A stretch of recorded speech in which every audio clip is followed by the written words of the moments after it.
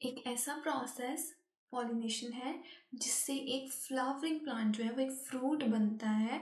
उसके बारे में आज का हमारा जो पैसेज है एवरीवन वो होने वाला है।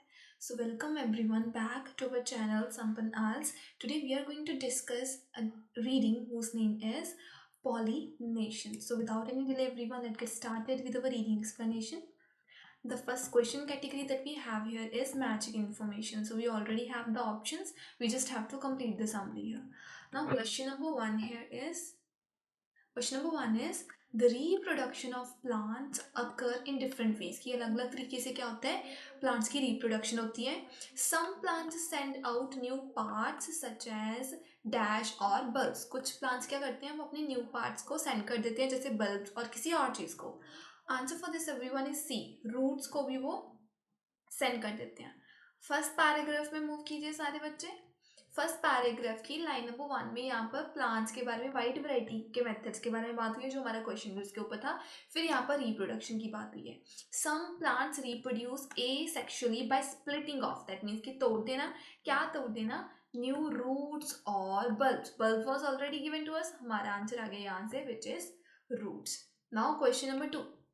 Second question here everyone is these grow into new plants. फिर ये new plants बन जाते हैं which are actually dash to dash of the original plant. फिर वो plants जो है वो अपने original plant के जैसे क्या होते हैं? Answer is G copies. वो अपने जो पुराना प्लांट था उसकी कॉपीज बन जाते हैं. दैट मीन्स वो देखने में एकदम डिट्टो वो सेम ही होते हैं.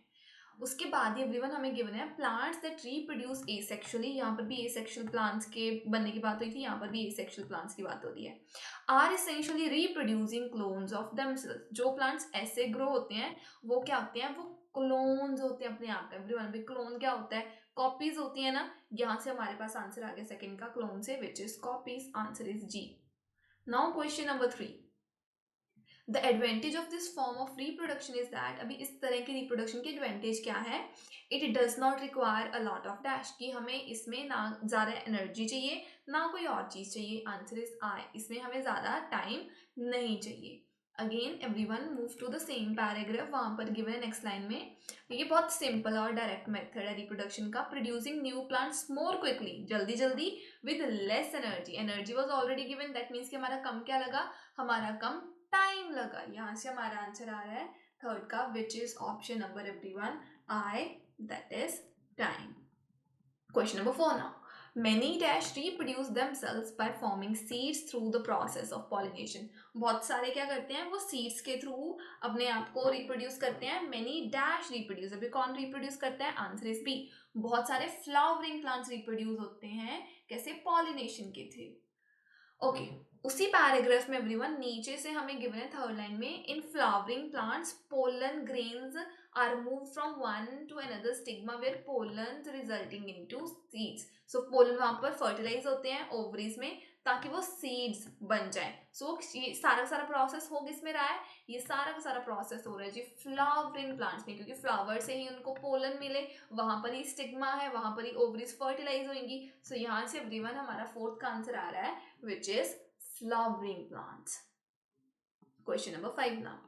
The fifth question that we have here is others rely. जो बाकी plants है ना वो किसके ऊपर rely करते हैं? किसके ऊपर depend करते हैं? Depend on dash and animal. वो animal के ऊपर भी depend करते हैं और depend करते हैं F wind के ऊपर भी.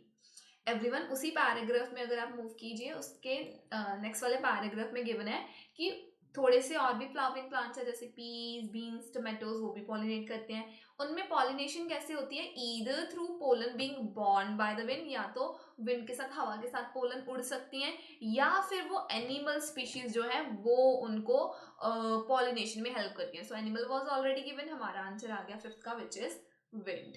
Now next category everyone. जो हमारे पास नेक्स्ट कैटेगरी है that is true false not given. Question number 6 क्या है हमारे पास? Honey bees eat both nectar and pollen. Honey bees जो है वो नेक्टर और पोलन दोनों को खा लेती हैं. Answer is true. ऐसा ही है. इसकी लोकेशन एवरीवन आपको मिल रही है in the paragraph number 3. Third paragraph में आपको थर्ड नंबर लाइन में एग्जांपल मिलेगी जी हनी बी की. विच कलेक्ट नेक्टर. वो नेक्टर और पोलन दोनों को कलेक्ट करती हैं फॉर फूड. दैट मीन्स कि वो उनको खाने के वास्ते फूड के वास्ते नेक्टर और पोलन को कलेक्ट करती हैं. यहाँ से हमारा आंसर आ गया which is true. Question number 7 now. If an attractive flower is very small, अगर तो जो फ्लावर है बहुत अट्रैक्टिव है लेकिन फिर भी बहुत छोटा है, a butterfly will land on it's leaves, जो उसकी तो क्या आएगा, जो बटरफ्लाईज है वो उसके लीव्स के ऊपर बैठ जाएगी। आंसर इज नॉट गिवन, ऐसी बात ही नहीं हुई। अच्छा, उसी पैराग्राफ में एवरीवन यहाँ पर बीज वगैरह की बात हो रही थी, फ्लावर की बात हो रही है, सेकंड प्लांट की बात हो रही है। यहाँ पर बटरफ्लाईज का जिक्र जरूर हुआ है लेकिन ये नहीं बोला गया कि वो सबसे अट्रैक्टिव फ्लावर पर बैठती है, उसकी लीव्स पर बैठती है या नहीं बैठती। सो इसकी बात नहीं हुई थी, इसकी वजह से हमारे एवरीवन हमारा आंसर जो है वो नॉट गिवन जा रहा है। इवन अगर आप नेक्स्ट लाइन पे देखो, वहां पर लिखा है butterflies are attracted to flowers, flowers को वो देखकर अट्रैक्ट हो जाती हैं। यहाँ पर ये लिखा है वो सबसे अट्रैक्टिव फ्लावर है वो छोटा है या नहीं। सो इससे साइज वगैरह की बात नहीं हुई, तो हमारा आंसर नॉट गिवन जा रहा है 7th का। Now question number 8th question क्या है जी, moths are attracted by scent, कि जो मॉथ्स हैं वो क्या है, वो खुशबू से ज्यादा अट्रैक्ट होते हैं। आंसर इज ट्रू, ऐसा है। उसी पैराग्राफ में एवरीवन फर्स्ट पेज पर जो लास्ट पैराग्राफ है ना, वहां पर लिखा है लाइन नंबर 4 में, इन कॉन्ट्रास्ट मेनी मॉथ्स, जो मॉथ्स होते हैं वो क्या होते हैं, एक्टिव होते हैं नाइट में, these are attracted to flowers that are pale और वाइट, फिर वो उनको कलर ज्यादा इम्पैक्ट नहीं करता, वो पेल या फिर व्हाइट कलर के जो फ्लावर्स है ना उनको उनसे अट्रैक्ट होते हैं। Having a strong fragrance, everyone fragrance का मीनिंग क्या होता है, सेंट ना, स्मेल।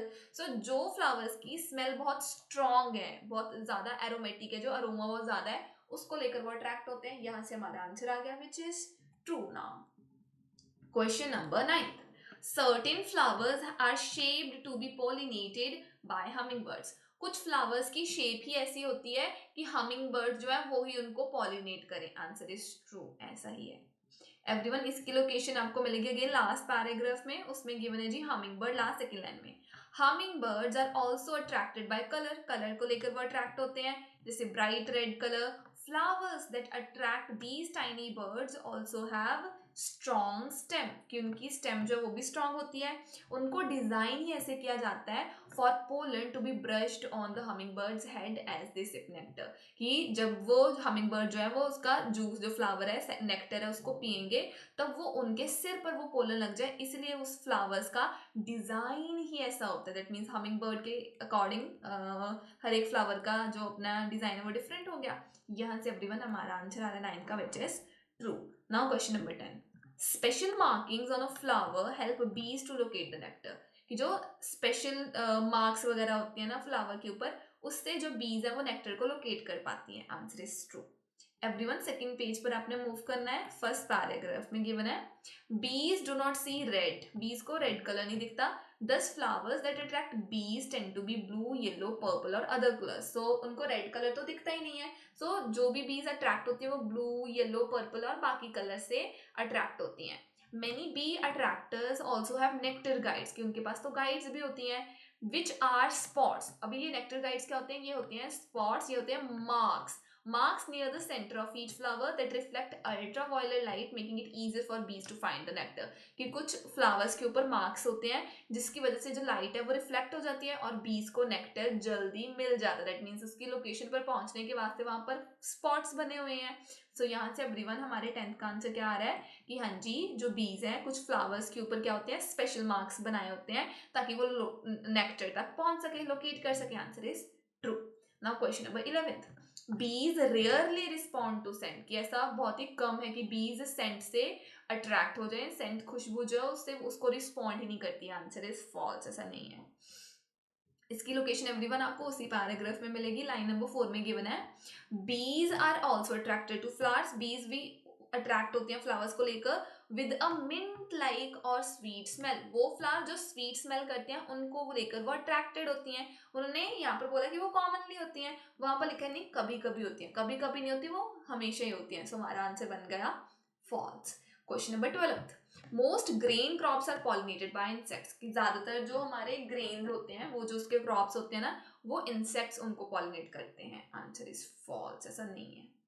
अच्छा, ग्रेन्स वाले जो क्रॉप्स है ना उसकी बात नेक्स्ट पैराग्राफ में हुई थी। यहाँ पर लिखा है बहुत सारे स्टेपल क्रॉप्स जैसे कि राइस कॉर्न कैनोला व्हीट, ये सारे ग्रेन क्रॉप्स हो गए, आर सेल्फ पॉलिनेटिंग और पॉलिनेटेड बाय विंड, इनको क्या करते हैं जो फार्मर्स या फिर विंड है वो ही पॉलिनेट करती हैं। दैट मीन्स इंसेक्ट्स पॉलिनेट नहीं करते। यहाँ से हमारा आंसर कॉन्ट्रडिक्ट करके बन गया false. Now question number 13, close to 1/3 of the world's harvest depends on animals for pollination, कि दुनिया का 1/3 विच इज अराउंड 33%, ठीक है, 33% जो दुनिया का हार्वेस्ट है, उनकी जो उपजाऊ है, वो क्या किसके ऊपर डिपेंड करती है, एनिमल के ऊपर डिपेंड करती है कि वो कब पॉलिनेट करें, कब हमारा जो फार्मिंग वगैरह है, हमारे ट्रीज, हमारे जो वेजिटेबल्स हैं वो ग्रो कर सके। एवरीवन, इसकी लोकेशन हमें मिल रही है लाइन नंबर 4 से ओवर 30%, 30% से ज़्यादा मतलब 33 के अराउंड, राइट, 32, 31, 33 कुछ भी, around 30% of world's crop requires work of pollinator species, कि उनको क्या चाहिए, पॉलिनेटर स्पीशीज चाहिए। वो स्पीशीज इंसेक्ट्स भी हो सकते हैं, एनिमल्स भी हो सकते हैं, कुछ भी हो सकते हैं। Bees are most common agricultural pollinators, bees उसमें से सबसे इंपॉर्टेंट वाले पॉलिनेटर्स हैं। दैट मीन्स कि क्रॉप्स को ग्रो करने के वास्ते हमें बीज, इंसेक्ट्स की जरूरत पड़ेगी। यहाँ से एवरीवन हमारा आंसर क्या आया, आंसर इज ट्रू, कि एनिमल की जरूरत पड़ती है। Now question number 14th, farmers in certain parts of the world have suffered economically because of decline in honeybee population, कि दुनिया में कुछ कुछ इलाकों में क्या है, फार्मर्स को बुरे तरीके से सफर करना पड़ा, क्यों, क्योंकि हनी बीज की पॉपुलेशन ही कम हो गई। आंसर इज नॉट गिवन, ऐसी बात तो है लेकिन ये उन्होंने बोला नहीं है। लास्ट पैराग्राफ में गिवन है कि पिछले कुछ समय में क्या हुआ है, हनी बीज में डिक्लाइन आ गया, रिड्यूस हो गया उनका नंबर, और बाकी पॉलिनेटर जो स्पीशीज है ना, उनका नंबर भी डिक्रीज हो गया है, जिसकी वजह से हमें टेंशन है थोड़ी सी फूड प्रोडक्शन को लेकर। यहाँ पर ये बात नहीं है कि फार्मर जो है वो उनको बहुत ज्यादा सफर करना पड़ा, इसकी बात नहीं है। तो हमारा आंसर क्या गया, answer is not given. Let's move to the next passage. Next passage is palaeolithic cave art. So जो हमारे पास फर्स्ट कैटेगरी है वो क्या है जी, it is MCQs. Question number 15 here is, so as compared with the Chauvet cave के comparatively the cave art site in Lascaux, जो ये जो साइट है ना केव वाली लस्कॉस्क में, वो क्या है, इज मोर वेल नोन, उसके बारे में ज्यादा हमें मालूम है। इसकी लोकेशन एवरीवन फर्स्ट पैराग्राफ में मिल रही है हमें। फर्स्ट पैराग्राफ में हमें ये फेमस केव आर्ट की बात हुई थी, लेस्कॉस। यहाँ पर लाइन नंबर 1 में लिखा था कि जो स्टूडेंट है हिस्ट्री के वो फेमिलियर है, उनको पता है हॉर्सेस और जो बिसॉन की इमेजेस मिलती है ना ये जो लेस्कॉस केव में, उसके बारे में उनको बहुत ज़्यादा पता है। दैट मीन्स कि वो फेमस है ये जो लेस्कॉन केव आर्ट है। फिर लास्ट लाइन्स में एवरीवन यहाँ पर लिखा है कि जो कल्चर और आर्ट हमने डिस्कवर किया था, 3 केव एक्सप्लोरर ने डिस्कवर किया था चॉवेट केव में, वो क्या है फ्रांस में 1944 में, वो भी इम्पोर्टेंट है लेकिन उसके बारे में कम पता है, less well known but important है, लेकिन वो ये जो चॉवेट केव है वो क्या है, वो उसके बारे में कम जाना जाता है। दैट मीन्स कि जो लेस्कॉस है वो फेमस है, उसके बारे में ज्यादा जाना जाता है। यहाँ से एवरीवन हमारा आंसर आ रहा है 15th क्वेश्चन का, which is our option A. Question number 16th now, the art discovered in Chauvet cave differs from other European cave art, की जो चॉवेट केव में हमने आर्ट डिस्कवर की थी वो यूरोपियन आर्ट से डिफरेंट है, क्यों? Answer is it includes images of predatory animals, की जो एनिमल्स प्रीडेटर्स हैं, शिकारी हैं, हंटर्स हैं, इसमें उन एनिमल्स की इमेजेस हैं, इसके वास्ते वो डिफरेंट है।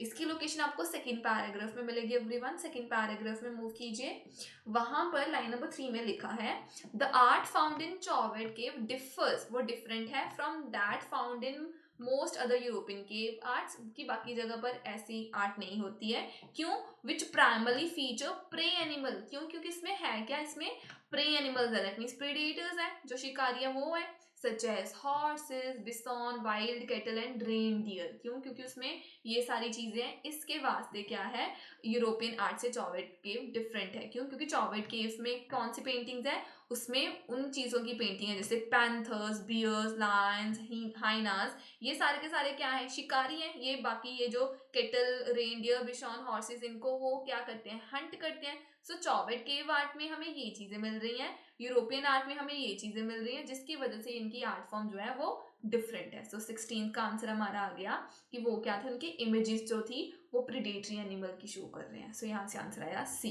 Question number 17th, according to the passage a common belief about the function of cave art is, कि केव आर्ट का फंक्शन क्या है, उसके ऊपर एक हमारा बिलीफ है, हमारी मान्यता है, वो क्या है? Answer is A, it was meant to bring animals to be hunted, कि केव आर्ट हमने इसलिए की थी ताकि जो एनिमल्स को हमने हंट करना है हम उनको ले आकर वापस ले आ पाए।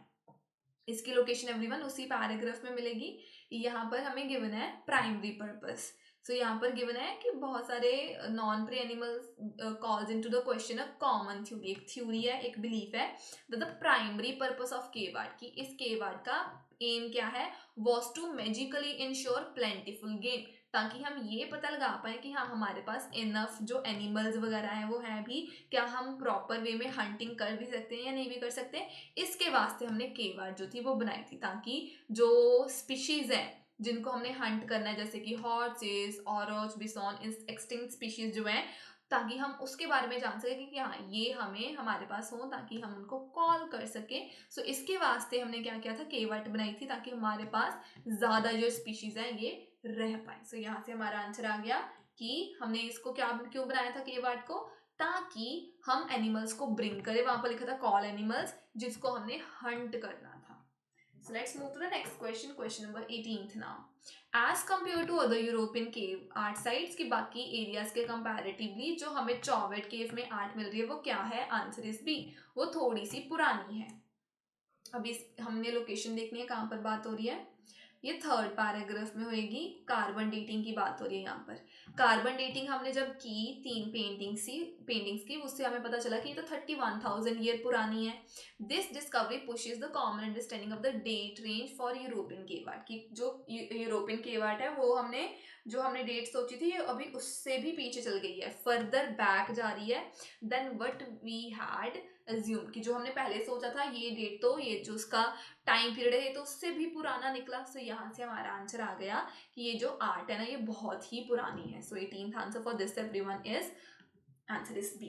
Question number 19th, images found in Chauvet cave, कि जो चॉवेट केव में हमें इमेजेस मिलती हैं वो क्या है, उसमें आधा ह्यूमन और आधा एनिमल जो है वो शो किया जाता है। इसकी लोकेशन एवरीवन आपको मिलेगी फर्स्ट पेज पर ही, लास्ट सेकंड पैराग्राफ में। In addition to hundreds of animal painting, animal की तो बहुत पेंटिंग्स हैं। Chauvet cave also has an image of being refer to as sorcerer with body of a human and head of a bison. So उसमें हमारे पास ऐसे भी image है जिसमें बॉडी तो ह्यूमन की है लेकिन हेड किसका है, एनिमल का हेड है। So half human half animal, यहाँ से 19 का आंसर आया which is option B. Question number 20th now. In addition to art, other discoveries in Chauvet it include Chauvet Cave. So Chauvet Cave में हमारे पास art तो मिल रही है, उसके साथ साथ और क्या मिल रहा है, उसके साथ साथ हमें मिल रहे हैं जी इम्प्लीमेंट जो स्टोन के बने हैं। सो हमें खंजर मिल रहे हैं जो स्टोन के बने हुए हैं।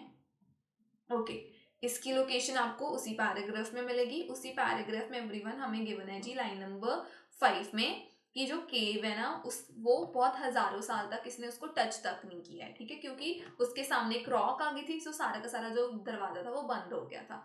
जो केव की फ्लोर थी वहां पर ह्यूमन के फुटप्रिंट्स भी थे, उसमें बियर भी था, उसमें फायर पिट्स भी बने थे, उसमें स्टोन के टूल्स भी थे, उसमें टॉर्चेस वगैरह भी थी, बोन्स भी थी जो उन्होंने जब खाई होंगी उसके बाद, ठीक है। सो हमें उसमें क्या क्या मिल रहा है, फुटप्रिंट्स मिल रहे हैं हमें, टॉर्चेस मिल रही हैं हमें, और हमें बोन्स मिल रहे हैं, इसके साथ साथ हमें मिल रहे हैं स्टोन के टूल्स, दैट मीन्स की imprints made up of tools stones. So यहाँ से एवरीवन हमारा आंसर आ रहा है विच इज ऑप्शन ए, कि स्टोन से बने हुए हमें टूल्स मिल रहे हैं। Answer is human bone, human की बोन नहीं मिल रही, वो एनिमल्स की बोन्स थी, ये बिशन पेल्ट्स की तो बात ही नहीं। हमारा आंसर आ गया सिंपल वे में which is option A. Question number 21 now, no human had visited Chauvet cave for 1000 years, कि हजारों साल तक चॉवेट केव में कोई ह्यूमन नहीं गया, क्यों, the entrance was blocked by rock, क्योंकि एंट्रेंस के आगे रॉक जो थी वो पड़ गई थी, हमने अभी अभी पढ़ा था। एवरीवन उसी लोकेशन में वापस जाएंगे हम, वहां पर गिवन है कि जो केव थी वो अनटच थी, दैट मीन्स उसमें कोई नहीं गया, हजारों साल तक कोई नहीं गया, due to rock slide that sealed off the cave, क्यों, क्योंकि वहां पर रॉक स्लाइड हो गई थी, पत्थर वगैरह की गिरने लग पड़े थे, जिसकी वजह से केव जो थी वो बंद ही होगी, इसलिए वहां पर कोई नहीं गया। सो 21 का आंसर हमारा यहाँ से आया कि वहां पर जो डोर था वो सील हो गया था, एंट्रेंस सील हो गई थी। Answer is C. Now question number 27, 22 to 27 we have blanks here। हमारे पास 2 words की लिमिट है। क्वेश्चन नंबर 22 क्या है? People often believe that palaeolithic art consisted only of dash. लोग ऐसे बिलीव करते थे कि जो पैलेयोलिथिक आर्ट है ना, उसमें सिर्फ कोई चीज ही है। क्या है उसमें? सिर्फ केव पेंटिंग्स ही हैं। लोग सोचते थे सिर्फ इसमें केव में पेंटिंग ही तो होएगी और कुछ तो हो नहीं सकता। इसकी बात एवरीवन आपको मिलेगी ना ये नेक्स्ट पैराग्राफ में। यहाँ पर लिखा है लाइन नंबर 3 में, मैनी पीपल एज्यूम, बहुत लोग ये मानते थे, the art of early hunter and gatherers was limited to cave painting, की जो पुराने जो हंटर्स और गैदर्स होते थे उन लोगों की जो पेंटिंग थी, उन लोगों की जो आर्ट थी वो सिर्फ और सिर्फ क्या थी? सिर्फ केव पेंटिंग ही उनको आती थी। लोग ऐसा मानते थे लेकिन ऐसा हुआ नहीं। सो यहाँ से हमारा आंसर आ रहा है कि उनके पहले हम क्या सोचते थे, क्या उनके पास होता? सिर्फ उनको सिर्फ केव पेंटिंग आती थी। सो यहाँ से आंसर आ गया cave paintings. Now question number 23। Ice age artist, जो आइस एज के दौरान आर्टिस्ट काम कर रहे थे, यूज्ड पॉइंटर टूल्स, उन्होंने शार्प टूल्स को यूज किया to make dash and sculptures on rock. उन्होंने रॉक के ऊपर स्कल्पचर बनाने के लिए और किसी और चीज को बनाने के लिए शार्प टूल्स, पॉइंटर टूल्स को यूज किया था। आंसर इज स्कल्पचर के साथ साथ एनग्रेविंग्स बनाने के वास्ते। इसकी लोकेशन एवरीवन आपको मिल रही है उसी पैराग्राफ में, लाइन नंबर 3 में गिवन है जी।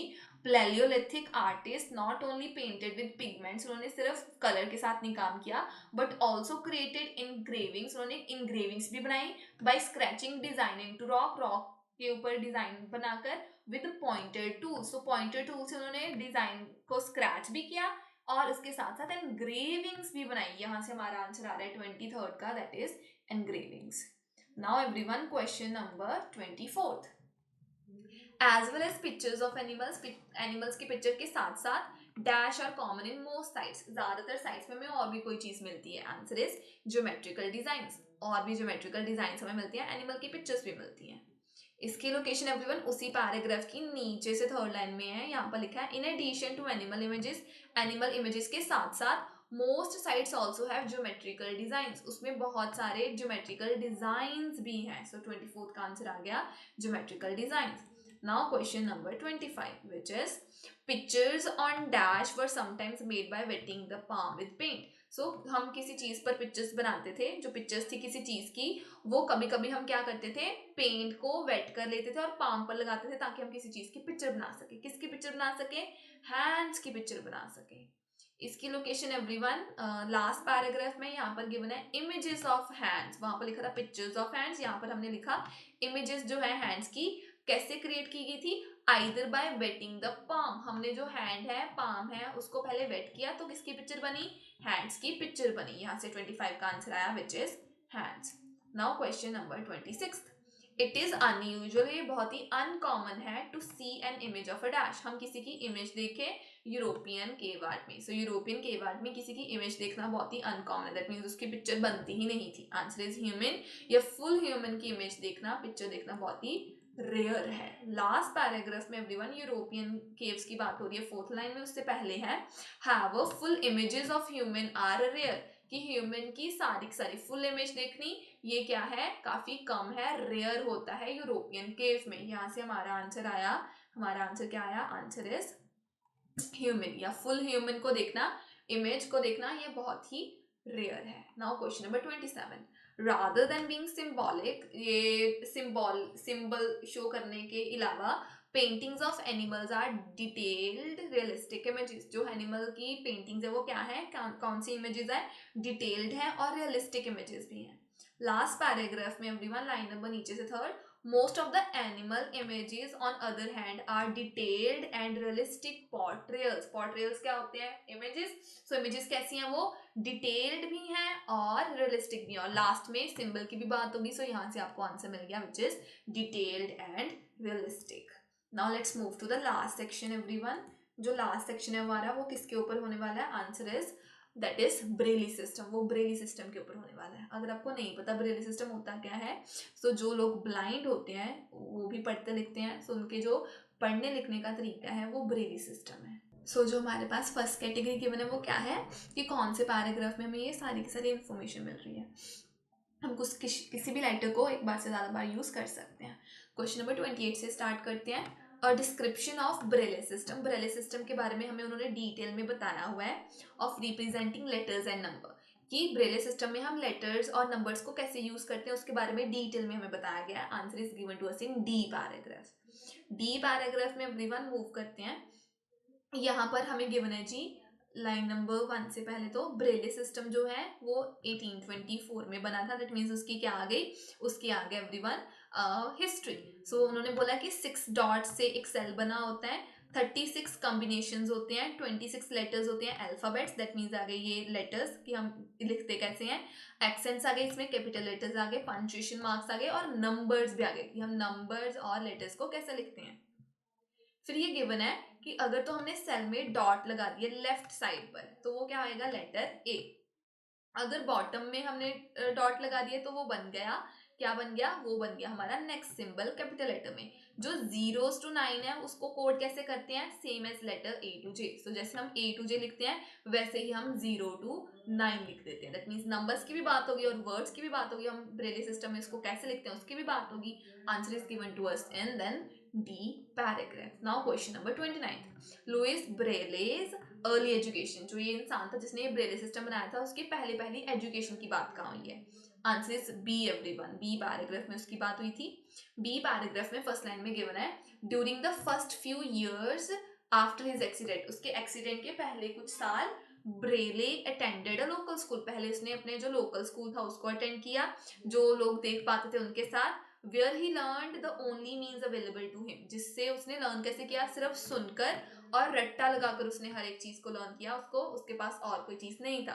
फिर उसने धीरे धीरे धीरे धीरे कर उसकी जो एजुकेशन थी वो और भी एडवांस हुई, उसने हर एक मेथड को जो डेवलप है उसको करना स्टार्ट किया। सो ब्रेले की जो इनिशियल एजुकेशन थी उसके बारे में यहाँ पर बताया गया है। सो यहाँ से हमारा आंसर आ गया 29 का, which is option D, sorry B. Question number 30 now, how people write in Braille, कि लोग जो है वो ब्रेले में लिखते कैसे हैं। Answer is E everyone, E paragraph में हमें गिवन है। ई पैराग्राफ में अगर आप फर्स्ट लाइंस में देखो ना वहां पर राइटिंग की बात हुई है। ब्रेले सिंबल्स आर रिटन, उनको लिखा जाता है विद स्लेट एंड स्टाइलस, उसको स्टाइलस और स्लेट के साथ लिखा जाता है जो पेपर और पेंसिल के जैसा ही होता है। हम स्लेट को यूज करते हैं ताकि हम पेपर को पकड़ कर रख सके और स्टाइलस को यूज करते हैं ताकि हम उसमें होल्स बना सके। तो ये सारा का सारा बता दिया उन्होंने हमें कि हम कैसे उसमें लिखते हैं। आज के टाइम में ब्रेले में इज नो मोर डिफिकल्ट, आज के टाइम में इतना मुश्किल नहीं है इसको करना और एक बिल्कुल टाइम कंज्यूमिंग भी नहीं है। पुराने टाइम में इसमें लिखना जो था वो काफी मुश्किल था। सो यहाँ पर लिखने की बात हुई है ई पैराग्राफ में, यहाँ से हमारा आंसर आ गया ई। Question number 31 now, reasons why Braille is used less now than in the past, कि आज के टाइम में ब्रेले को हम कम क्यों यूज करते हैं। Answer is F everyone. F paragraph में हमें ये गिवन है लाइन नंबर एवरीवन नीचे से 5th में, nevertheless knowledge of Braille has decline, कि ब्रेले की जो नॉलेज थी, जो ब्रेले सिस्टम था वो काफी कम हो गया है। As a technology has provided innovation such as recorded books, क्यों, क्योंकि टेक्नोलॉजी की वजह से हमारे पास बुक्स रिकॉर्डेड आ गई हैं, सिंथेटिक स्पीच आ गई हैं, हम रीड अलाउड कर सकते हैं। सो ओल्ड मेथड जो है वो एकदम खत्म हो गया है, वो अभी बंद ही हो गया, वो ऑब्सल्यूट हो गया। ऑब्सल्यूट का मतलब क्या होता है, खत्म हो जाना। सो अभी वो काफी कम हो गया है, क्यों, क्योंकि हमारे पास टेक्नोलॉजी आ गई है। सो यहाँ से एवरीवन हमारा आंसर क्या आया 31 का, which is option F. Now question number 32, when Braille system was officially accepted in France, कि फ्रांस में ब्रेले सिस्टम कब आया, हमने ऑफिशियली इसको कब एक्सेप्ट किया था। Answer is E, E paragraph में इसके बारे में बताया गया है। ई पैराग्राफ की everyone last lines, it did not become official, ये ऑफिशियल नहीं बन पाया, communication system for blind people in France until 1854। 1854 तक वो ऑफिशियल नहीं था, लेकिन 1854 के बाद वो क्या था, वो ऑफिशियल बन गया, वो अथॉरिटी वाला बन गया था फ्रांस में। 2 साल बाद जब ब्रेले की डेथ हो गई थी उसके बाद जाके 2 साल बाद जाके वो ऑफिशियल हो पाया था। कौन से पैराग्राफ में बताया गया है, ई पैराग्राफ में। यहाँ से एवरीवन हमारा आंसर आ गया, which is option E. Question number 33 now, a reading system for blind used when Braille Louis Braille was a child, जब लुइस ब्रेले एक छोटा सा बच्चा था तब उस टाइम रीडिंग सिस्टम कौन सा यूज होता था। Answer is given to us in B paragraph everyone, क्योंकि उसके छोटे होने की बात बी पैराग्राफ में ही हुई है। बी पैराग्राफ में एवरीवन यहाँ पर गिवन है जी, जो ब्रेले था उसने लोकल स्कूल को अटेंड किया जहां पर उसने वो लोग जो देख पाते थे उनके साथ ही उसने पढ़ाई की। उसने लर्न कैसे किया, उसने लर्न किया जी सुन सुनकर और रट्टा लगाकर, मेमोराइजिंग कर, दैट मीन्स कोई और वे तो बचा नहीं था, यही जो वेज थे इसी वजह से वो जो था लर्न कर पाया था, नहीं तो उसकी पढ़ाई भी बीच में रह जानी थी। सो यहाँ से हमें मेथड पता चल गया, जब छोटे था वो कैसे पढ़ सकता था। So answer is given to us in B paragraph. Now question number 34, how Braille is read, Braille को हम रीड कैसे करते हैं। Answer is given to us in D paragraph, क्योंकि हमने पढ़ा था वहां पर कि जो डॉट्स हैं वो हमें ए अल्फाबेट शो कर रही हैं, दूसरी हमें दूसरी शो कर रही हैं। एवरीवन, नीचे से आपने रीड करना है जी। नीचे से फोर्थ लाइन में लिखा है users could read an individual cell. Users read कैसे कर सकते हैं, एक एक सेल को रीड कर सकते हैं with the single touch of the finger tip, वो फिंगर्स को टच कर करके रीड कर सकते हैं। They scanned dots from left to right, for left से लेकर राइट तक वो नॉर्मल रीडिंग के जैसे ही डॉट्स को स्कैन करेंगे और फिर वो एकदम से उसको रीड कर सकते हैं। सो यहाँ पर रीडिंग की बात होगी, यहाँ से हमारा आंसर आ गया which is option D. Question number 35 now, the reason why Louis Braille was blind, कि लुइस ब्रेली अंधा क्यों था, ब्लाइंड क्यों था। Answer is given to us in A everyone. A paragraph में मूव करते हैं जी। ए पैराग्राफ की लाइन नंबर 4 में रीड करना है आपने। Louis poked his eye with one of the sharp tools on his father's workbench, उसके पापा जो थे वो काम कर रहे थे। लुइस ने क्या किया, उनके पास जो शार्प टूल था, एकदम तिखा वाला जो टूल था, उसने अपनी आंख में वो मार लिया था, जिसकी वजह से उसको इंजरी होगी और उसकी जो इन्फेक्शन थी वो इतनी ज़्यादा फैल गई कि वो दोनों आंखों से क्या हो गया, उसकी जो विजन थी, उसका जो साइट थी, जो उसकी आई साइट थी वो चली गई। सो वो ब्लाइंड हो गया था, क्यों, क्योंकि उसने खुद ब खुद एक शार्प टूल अपनी आंख में मार लिया था। सो यहाँ से हमारा आंसर आया कि ये पैराग्राफ में इसकी बात हुई है। Now question number 36, a description of the method on which Louis Braille system is based. So एक मेथड जिसके ऊपर लुइस ब्रेले का जो सिस्टम था वो बेस्ड था, वो कौन सा मेथड था, वो गिवन था हमें सी पैराग्राफ में। सी पैराग्राफ में मूव कीजिए लाइन नंबर 1 से। A man named Charles Barbier who had invented a system, जिसने एक सिस्टम बनाया था नोन एज नाइट राइटिंग, जिसने एक सिस्टम बनाया था सोल्जर्स के वास्ते, ताकि वो रात के अंधेरे में मैसेजेस वगैरह सेंड कर पाए। उससे जो ब्रेले था वो बहुत इंस्पायर्ड हुआ था और फिर उसने अपना एक रीडिंग मेथड बनाया उनके मेथड्स को यूज कर। सो यहाँ से हमारा आंसर क्या आया कि कौन से पैराग्राफ में एक मेथड गिवन था, सी पैराग्राफ में। सो 36 का आंसर हमारा आ गया which is option C. Let's move to the next question category which is true false not given. Question number 37 here is Braille symbols represent letters and numbers only, कि Braille के symbols में हमारे पास सिर्फ letters और numbers ही आते हैं। Answer is false, ऐसा नहीं है, क्योंकि वहां पर पंक्चुएशन मार्क्स एक्सेंट्स वगैरह सब आते हैं। डी पैराग्राफ में हमें ये गिवन था लाइन नंबर 3 से, वहां पर लिखा है कि हमारे पास डॉट्स का कॉम्बिनेशन है, 26 लेटर्स भी आपको मिलेंगे, जो रोमन अल्फाबेट्स हैं वो भी आपको मिलेंगे, इसके साथ साथ एक्सेंट्स भी मिलेंगे, कैपिटल लेटर्स भी मिलेंगे, पंक्चुएशन मार्क्स भी मिलेंगे और नंबर्स भी मिलेंगे। सिर्फ नंबर्स और अल्फाबेट्स नहीं, ये सब कुछ आपको मिलेगा उस ब्रेले सिस्टम में। सो यहाँ से एवरीवन हमारा आंसर आ गया विच इज फॉल्स। वो बोले सिर्फ और सिर्फ वो चीज मिल रही है, नहीं, ये सब कुछ मिल रहा था।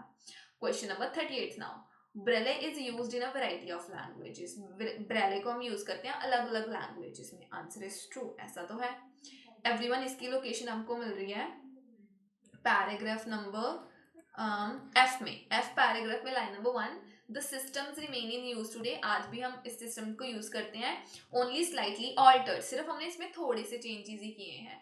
It has incorporated symbols from for math science and music, इसमें हमने म्यूजिक साइंस और मैथ्स के सिंबल भी ऐड किए हैं। And has been adopted to dozen of languages, और इसको हमने बहुत सारी लैंग्वेजेस में भी क्या किया है, यूज करना स्टार्ट कर दिया। जैसे चाइनीज और जापानीज, तो अलग अलग जो कंट्रीज है, अलग अलग जो ओरिजिन है, लैंग्वेजेस है, उसमें भी हमने इसको यूज करना स्टार्ट कर दिया। यहाँ से एवरीवन 38 का हमारा आंसर आया विच इज ट्रू, कि हम इसको वेराइटी ऑफ लैंग्वेजेस में यूज कर रहे हैं। Now question number 39, Braille readers can read faster than sighted readers, वो बोले कि जो ब्रेले के रीडर्स हैं वो जल्दी रीड कर सकते हैं as compared to sighted readers. Answer is not given, क्योंकि फास्ट रीडिंग की बात यहाँ पर कहीं पर भी नहीं हुई है। यहाँ पर एक मेथड की बात जरूर हुई है कि वो सेम वे में रीड कर सकते हैं, लेकिन ये बात नहीं हुई कि वो क्या है, उनसे फास्ट है या उनसे कम है। यहाँ पर लिखा है एवरीवन कि उनके पास रिकॉर्डेड बुक्स हैं, उनके पास सिंथेटिक स्पीच है, make it less necessary to read, वो पुराने वे में रीड नहीं करते। यहाँ पर बिल्कुल भी मेंशन उन्होंने नहीं किया है कि वो उनसे बेटर या उनसे फास्ट या उनसे क्विक रीड कर पाते हैं, इसकी बात नहीं हुई। सो हमारा आंसर बन गया 39 का which is not given. Now question number 40th, जो मॉडर्न टेक्नोलॉजी है has made Braille less important, modern technology की वजह से जो ब्रेले है अभी वो कम इंपॉर्टेंट बन गया है। आंसर इज ट्रू, क्योंकि ऐसा ही हुआ था, हमने उसको बहुत कम यूज करना स्टार्ट कर दिया। लास्ट लाइन्स में एवरीवन हमें गिवन था the knowledge of Braille has declined in recent years as technology provided innovation, कि टेक्नोलॉजी ने हमें इतनी ज़्यादा सुविधा दे दी है, इनोवेशन दे दी है, जिसके वजह से जो ब्रेले की नॉलेज है वो क्या है, डिक्लाइन हो रही है जी, कम हो रही है। सो यहाँ से एवरीवन हमारा आंसर आया 40th का, which is true. So this is end of our reading explanation everyone. I hope ये आपको जो रीडिंग है वो समझ लगी होगी। अगर आपको ये रीडिंग की वीडियो अच्छी लगी है, आपको आंसर समझ लग गया, तो हमारे इस वीडियो को आप लाइक कर दीजिए, चैनल को सब्सक्राइब कर दीजिए और कमेंट कर दीजिए कि आपको नेक्स्ट जो वीडियो है वो किसके ऊपर चाहिए। Thank you everyone, have a nice day.